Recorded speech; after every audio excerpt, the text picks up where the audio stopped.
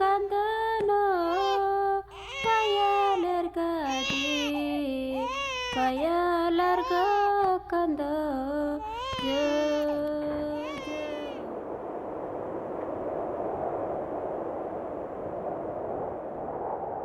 வணக்கங்க. என் பேரு பொம்மி. நான் வாழற இடத்துல எனக்கு முன்னே இருந்து வாழ்ந்து வர மக்களை பத்தின ஒரு கதையை சொல்ல போறேன். அது ஒரு அடர்ந்த காடு. அந்த காட்டுல ஒரு பள்ளத்தாக்குல நானும் என் குடும்பமும் வாழ்ந்து வரோம். எந்த காடுன்னு கேக்குறீங்களா? அது கூடலூர் காடு. தமிழ்நாட்டுல நீலகிரி மாவட்டத்துல இருக்கு. நான் தேக்கு மர இனத்தை சேர்ந்தவ. எனக்கு 153 வயசாகுது.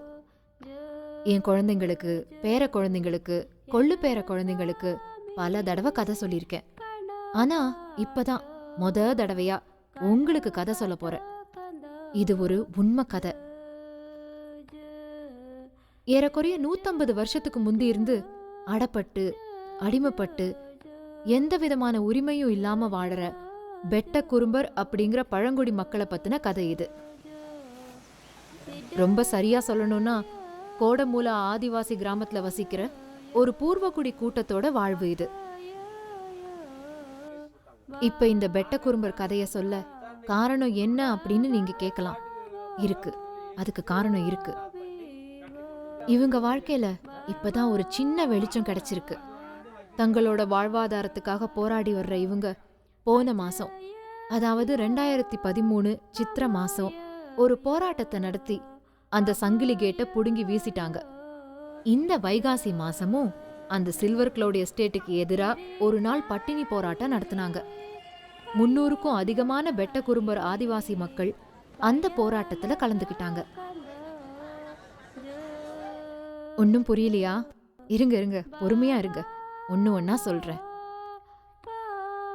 அந்த காலத்துல இருந்து இந்த காலம் வரைக்கும் நானும் என் மக்களும் கோடமூலா கிராமத்துல இருக்கிறோம். இந்த இடத்த சுத்தியுள்ள காபி டீ எஸ்டேட் பேரு தான் சில்வர் கிளவுட் எஸ்டேட். இந்த நிலம் கூடலூர் காட்டோட ஒரு பகுதி. இந்த காடு 18ஆம் நூற்றாண்டுல மலேரியன் அப்படிங்கிற ஒருத்தர்ட்ட இருந்துச்சு. இந்த இடம் கர்நாடகா, கேரளா அப்புறம் தமிழ்நாட்டை இணைக்கிற ஒரு முக்கிய வழியா இருந்துச்சு. மலேரியனால இங்க நடக்கிற கொள்ள சம்பவங்களை தடுக்க முடியல. அதனால அவரு குறும்ப நாட்டு ராஜா கிட்ட உதவி கேட்டாரு. அவரு தன் மகன் வாழுனவர் என்பவரை அனுப்பி வச்சாரு. வாழுனவர் சில வருஷம் அந்த நாட்டை ஆட்சி செஞ்சாரு. அவரும் சரியா ஆட்சி செய்ய முடியல. அதனால நாட்டோட சில பகுதிய நிலம்பூர் திருமால்பட்டுன்றவருக்கு விற்க வேண்டியதா போச்சு. இந்த வாழுனவருக்கு திருமணம் ஆகல. அவர் இறந்த பிறகு இந்த சொத்துக்கள் எல்லாம் அவரோட அக்காவுக்கும் அக்காவோட சின்ன மகனுக்கும் போயிருச்சு.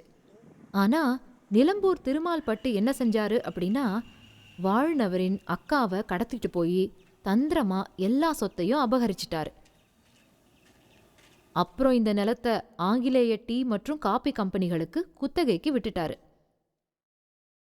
இந்தியாவுக்கு சுதந்திரம் கிடைச்ச பிறகு இந்த குத்தகை எல்லாம் இந்திய கம்பெனிகளுக்கு மாத்திட்டாங்க. அப்படி மாத்தின கம்பெனிகள்ல சில்வர் கிளவுட் எஸ்டேட்டும் ஒரு கம்பெனி. இந்த கதையை நல்லா கேட்கறவங்களுக்கு ஒரு சந்தேகம் வந்திருக்கும். அதாவது குறும்ப நாட்டு ராஜாவுக்கும் பெட்ட குறும்ப பழங்குடி மக்களுக்கும் ஏதாவது சம்பந்தம் உண்டான்னு. ஆமா, இருக்கு. 2 பேருமே குறும்ப இனத்தை சேர்ந்தவங்க, அதாவது அரச வம்சத்தை சேர்ந்தவங்க. குறும்பர்களுடைய ஒரு பகுதியினர் வயநாடு மலைப்பகுதியில வாழ்ந்தாங்க. அந்த காலத்துல வயநாடும் குறும்ப நாடும் பக்கத்து பக்கத்து நாடுங்க. இப்ப கேரளான்னு இருக்கிற மாநிலம் அப்ப நிறைய நாடுகளா இருந்துச்சு. கூடலூர் அந்த காலத்துல வயநாட்டோட ஒரு பகுதியா இருந்துச்சு. பெட்டங்கிற சொல்லுக்கு காடு அப்படின்னு அர்த்தம். மலைப்பகுதியில வாழ்ந்த குறும்பர்களை பெட்ட குறும்பர் அப்படின்னு கூப்பிட்டாங்க. இவங்க குலத்தொழில் மந்திரம் தந்திரம் செய்யறது, மலைப்பகுதியில விவசாயம் செய்யறது, அப்புறம் ஆடு மாடு வளர்க்கறது தான். நான் பிறந்ததுலேருந்து இந்த கூட்டத்தை பாக்குறேன். இவங்களுடைய போராட்டம் தொடர்ந்துகிட்டே தான் இருக்கு. இவங்களும் சலிக்காம போராடுறாங்க. தோடர்கள்ட்ட ஆரம்பிச்சு இப்ப இருக்கிற எஸ்டேட் முதலாளிங்க, போலீஸ், அப்புறம் அரசு அதிகாரிங்க வரைக்கும் இவங்களோட போராட்டம் தொடருது. தோடரின பழங்குடி மக்களும் படுகரின மக்களும் ஒரு காலகட்டத்துல குறும்பர் செய்யற மந்திர தந்திரங்களை பார்த்து பயந்தாங்க. அது மட்டும் இல்லாம அந்த 2 இனத்து மக்களுக்கு நடக்கும் எல்லா கெட்டதுக்கும் குறும்பர் பண்ற மந்திர தந்திரம் தான் காரணம் அப்படின்னு நம்புனாங்க. இதனாலதான் பல குறும்பரின மக்களை தோடர்களும் படுகர்களும் கொன்னு குவிச்சாங்க. அதுக்கப்புறமா ஆங்கிலேயர் வந்தாங்க. அவங்க பெட்ட குறும்பர்களை மனுஷனாவே மதிக்கல. காட்டு மிருகங்களும் இவங்களும் ஒண்ணுதான்னு நினைச்சாங்க. வந்த உடனே பெட்ட குறும்பர் காட்டுல பண்ற குமிரி விவசாயம் காடுகளுக்கு கேடானதுன்னு சொல்லி அதை தடை செஞ்சாங்க. எனக்கு அப்ப ஒண்ணும் புரியல.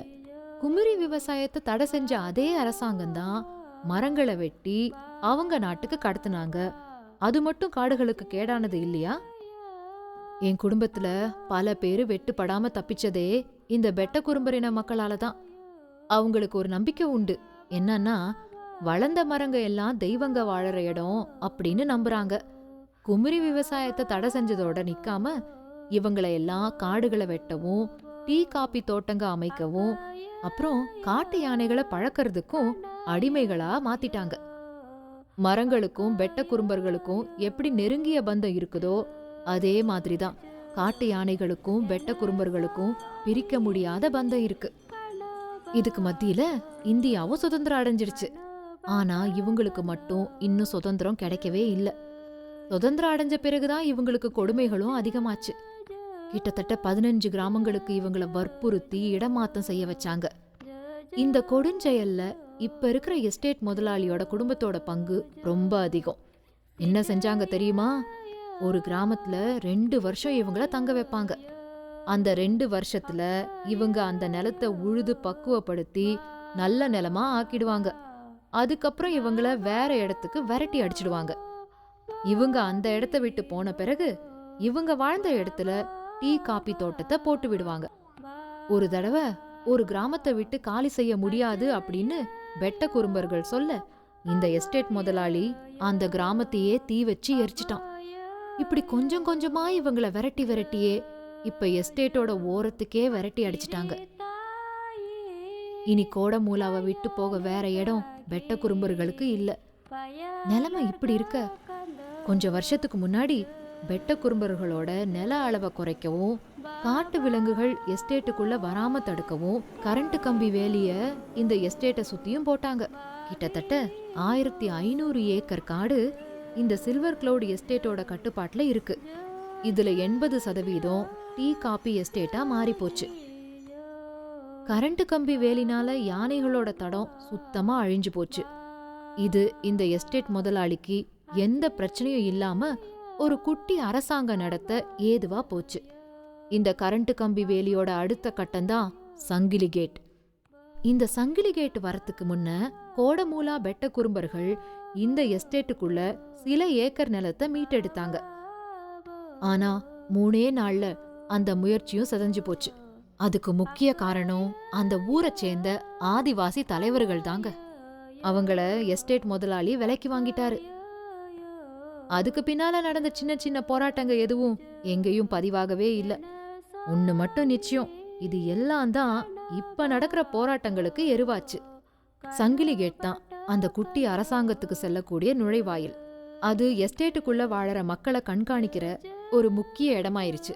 அது மட்டும் இல்ல, எஸ்டேட் முதலாளிக்கு தன் சட்டங்களை இயற்றவும் அதை இயக்கவும் ஒரு முக்கியமான இடம் இந்த சங்கிலி கேட். எந்த ஒரு வெளியாள் வந்தாலும் அவங்கள விசாரிச்சுட்டு தான் உள்ள விடுவாங்க.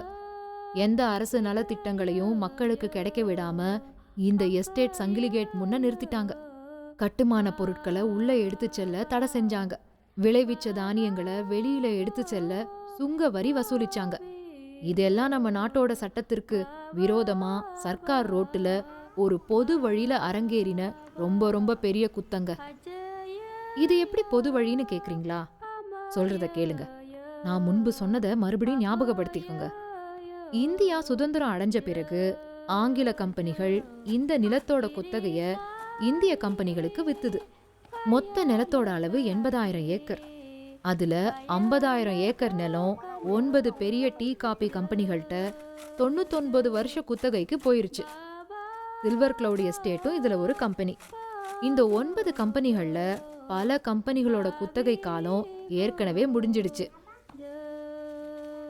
தமிழக அரசு இந்த நிலத்தை மறுபடியும் காடா மாத்த கூடலூர் ஜென்மம் எஸ்டேட் சட்டம் 1969 அப்படிங்கிற சட்டத்தை கொண்டு வந்துடுச்சு.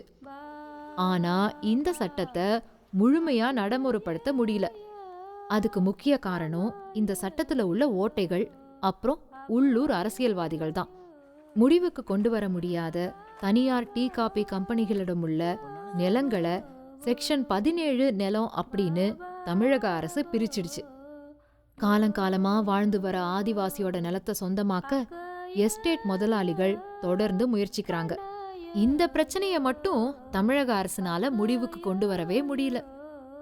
ஆனா அவங்களால சில வருஷங்களுக்கு முன்னாடி 8000 ஏக்கர் காட்டை அழிச்சு டான் டீ அப்படிங்கிற அரசு டீ கம்பெனியை உருவாக்க முடிஞ்சது.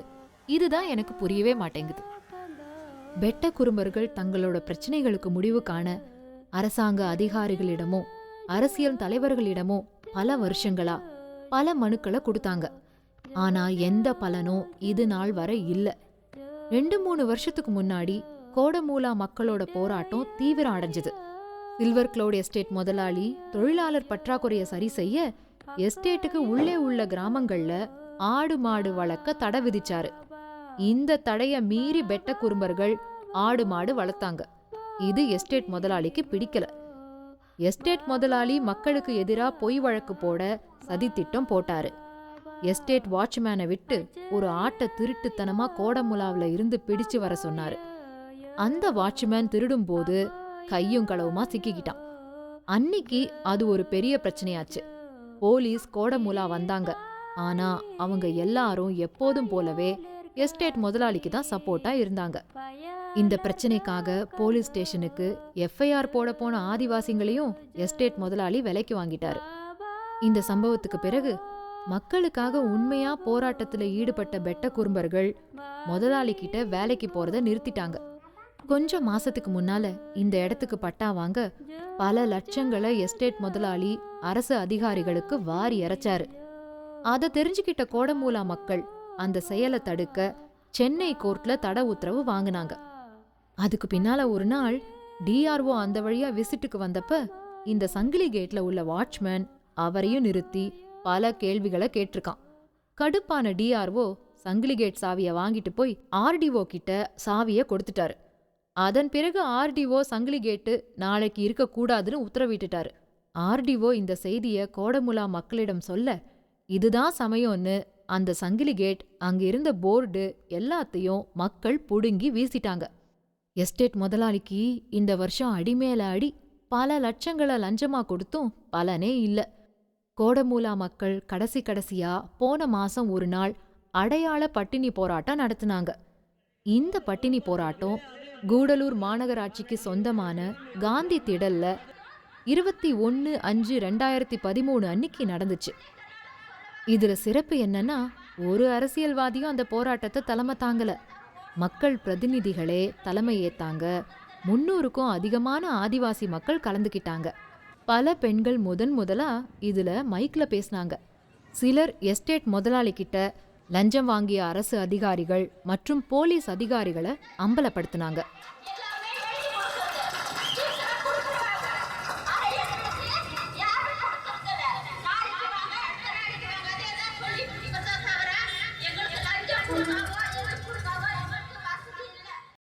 எனக்கு மனசுக்கு ரொம்ப சந்தோஷமா இருக்கு. இந்த போராட்டங்களை பார்க்கும்போது நான் கோடமூலா மக்கள்கிட்டருந்து ஒரு விஷயத்த கத்துக்கிட்டேன். நாம தன்மானத்தோட வாழ, நம் இனம் தன்மானத்தோட இருக்க தொடர்ந்து போராடணும். பல தோல்விகள் வந்தாலும் அதை மீறி போராடணும். இந்த போராட்டத்துல ஒரு உயிருள்ள சாட்சியா இருந்த நான் சொன்ன இந்த கதை உங்களோட விடுதலை உணர்வை தட்டி எழுப்பிருக்கும் அப்படின்னு நம்புறேன். நம்ம மக்களோட விடுதலை போராட்டத்தை பத்தின ஞாபகத்தோட மீண்டும் கதை சொல்ல வருவேன். நன்றி.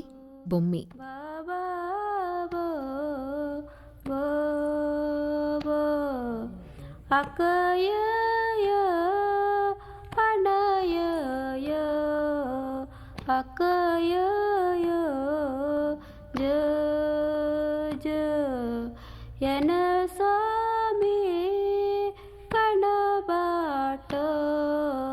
ಕಣಬಟ ಕಂದ ಜ ಜ ಜ ಜ